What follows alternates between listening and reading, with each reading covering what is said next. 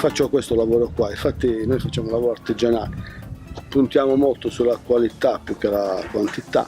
Compriamo sughero solo in Sardegna e certi tipi di sugheri di alta qualità, diciamo che stanno sempre scarseggiando perché purtroppo troviamo sempre meno.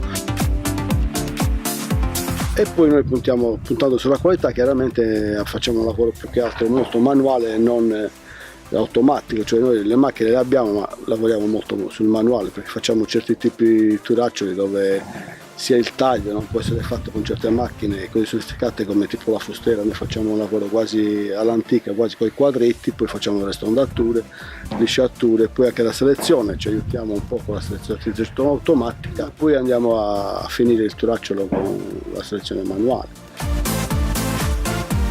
Diciamo che il 78% lavoro con la Francia per i vini un po' di alta qualità, però lavoro un po' anche con l'Italia, un po' con la Spagna.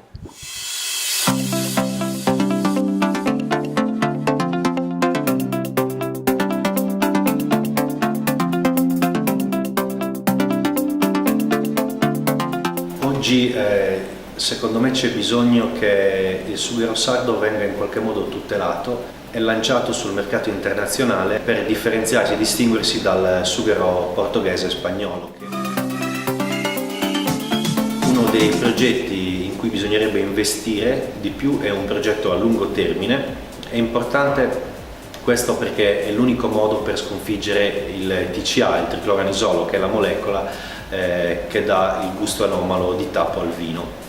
Per far questo bisognerebbe bonificare e curare le querce da sughero contro gli agenti patogeni come i funghi e le muffe che crescono oggi indisturbati.